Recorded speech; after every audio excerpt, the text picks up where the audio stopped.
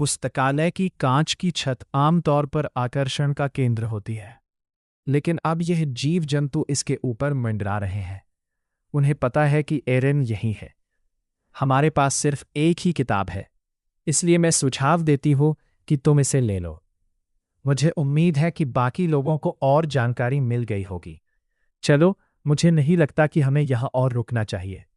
मैं उसका हाथ पकड़ती हूँ और हम सीढ़ियों से नीचे उतर जाते हैं। अरे, मैं फुसफुसाते हुए चिल्लाती हूँ, हमें चलना चाहिए। सबसे पहले मैक्स प्रकट होता है। मुझे प्राचीन पिशाचों के बारे में कुछ मिला है। इसमें कुछ खास बात हो सकती है। उसके हाथ में एक किताब है जो देखने में 500 साल पुरानी लगती है। तुम्हें ये कहाँ से मिला? मैंने हैरानी से उसकी ओर देखा। ये सुनकर हंसी आती है। वो अपनी भौहें ऊपर उठाता है। मुझे एक एकांत जगह मिली और वो वहीं एकांत में छिपी हुई थी।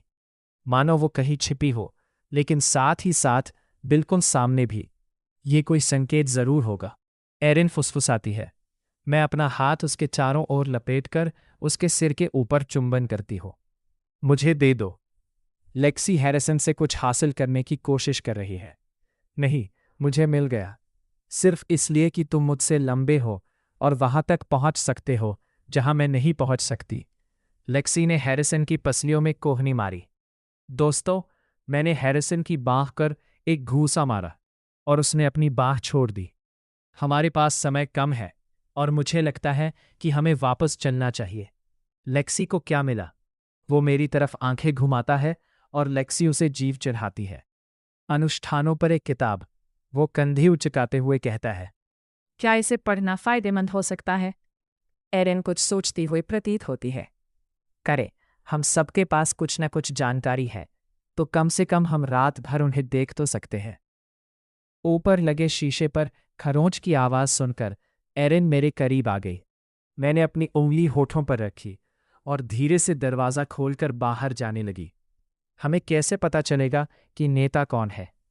वो प्रोफेसर वोल्कर है और वो इस तरफ आ रही है। मैंने दरवाज़ा बंद किया और बाकी लोगों की तरफ देखा। अब हम बुरी तरह फंस गए हैं। उसकी एड़ियों की आवाज़ तेज होती जा रही थी। मैंने हैरिसन को धक्का दिया और हम दौड़कर ऊपर पहली मंजिल पर गए और एक कोने में जाकर बैठ गए। हम अंधेरे में दुबक गए। हैरिसन, चाहे कुछ भी हो जाए, पादना मत। मैं फुसफुसाती हूँ और फिर अपनी सांस रोक लेती हूँ। मैं एरिन को अपने से लगा लेती हूँ और जब पुस्तकालय का दरवाज़ा खुलता है तो हम सब जम जाते हैं। क्या तुम्हें वो गंध आ रही है? क्या तुम उसे सूंघते हुए सुन सकते हो? छात्र यहाँ आकर पुस्तकालय का इस्तेमाल यौन गतिविधियों के लिए कर रहे हैं। वो दूसरी तरफ चली जाती है। एरिन अपना मुंह ढक लेती है और मेरी तरफ देखती है।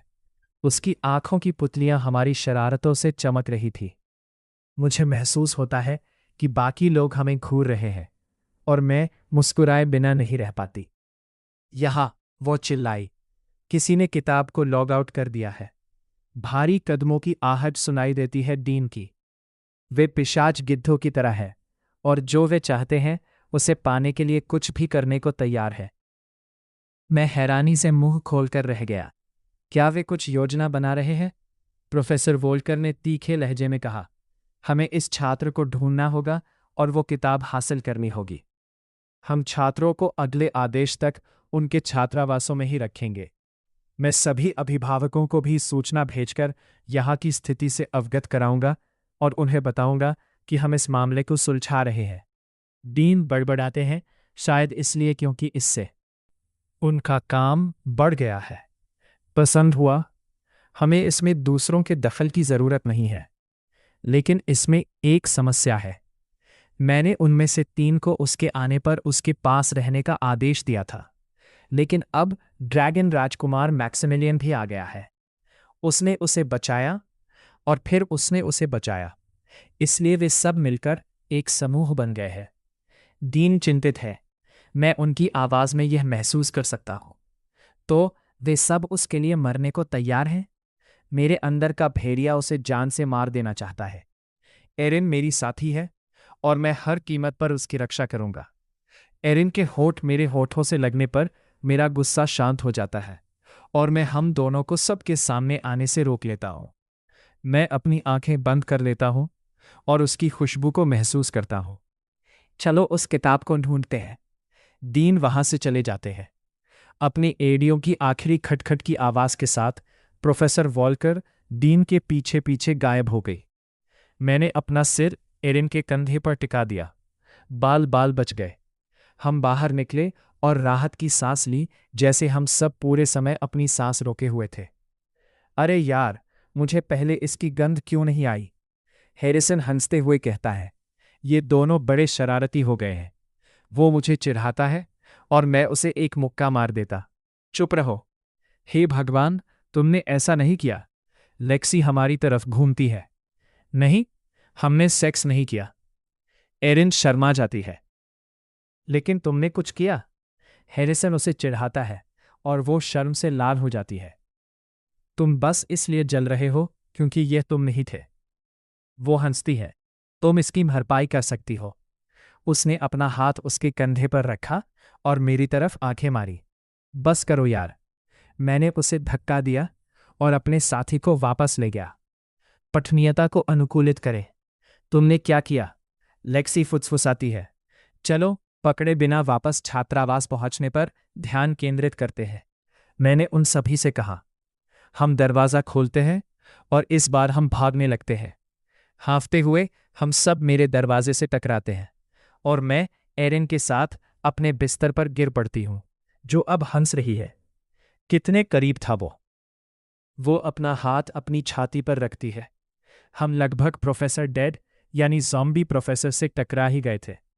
अच्छा हुआ कि उन्हें कम सुनाई देता है।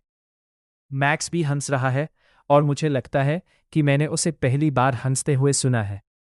तो अब हम क्या करें? बस यह देखें कि हमें कुछ मिलता है या नहीं। लेक्सी ने अपने हाथ में पकड़ी किताब नीचे रख दी। मुझे लगता है कि हम वही करते हैं जिसके लिए हम स्कूल आए थे, पढ़ाई करना। मैंने मजाक में कहा। इस तरह की दुनिया के बारे में मुझे कुछ भी पता नहीं था, इसलिए मुझे यह सब दिलचस्प लग रहा है। एरिन ने वह किताब खोली जो हमें मिली थी। हम सब मिलकर विचार करते हैं और लेक्सी लगन से मन में आने वाले हर आशाजनक या दिलचस्प विचार को लिख लेती है। मुझे जम्हाई आती है और एरिन मेरे कंधे से टिक जाती है। उसकी सांसें तेज होने लगती है। कि न हम सुबह के लिए समय बदल लें, मैंने फुसफुसाते हुए कहा। वो बस एरिन के साथ सोना चाहता है। लेक्सी फुसफुसाती है। हे मैक्स, चूंकि ये तीनों प्रेमी जोड़े यही सोएंगे, तो क्या तुम एरिन के बिस्तर पर सोना चाहोगे? मुझे लगता है कि अगर कुछ हुआ तो तुम हम सबके करीब रहोगे। तुम बस उसके साथ शारीरिक संबंध बनाना चाहती हो। मैं धीरे से हंसती हूँ। चुप रहो, तुम उसे मेरा राज बता रहे हो। वो हंसती है और मैक्स का हाथ पकड़ लेती है। अगर कोई ज़रूरी बात हो तो दरवाज़ा खटखटा देना।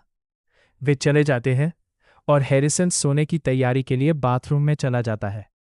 उसके तैयार होने के बाद मैं थकी हुई एरिन से अलग होकर कपड़े बदलने चला जाता हूँ। मैं वापस उसके बगल में बिस्तर पर लेट जाता हूँ और उससे लिपट जाता हूँ। कल जो भी होगा, मैं अपने पिता को फ़ोन करके अपनी साथी के बारे में सबको बताना चाहता हूँ, इससे पहले कि उन्हें किसी और से पता चले। मुझे पता है कि वो उसे मेरी साथी के रूप में स्वीकार कर लेंगे, चाहे जैस्मिन उन्हें कितनी भी झूठी बातें क्यों न कहे।